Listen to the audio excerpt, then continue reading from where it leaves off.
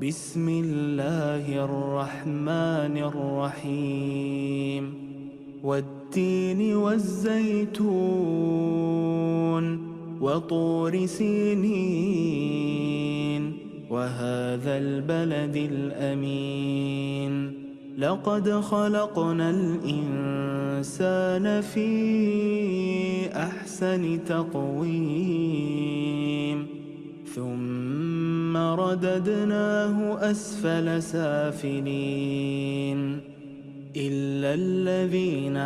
آمنوا وعملوا الصالحات فلهم أجر غير ممنون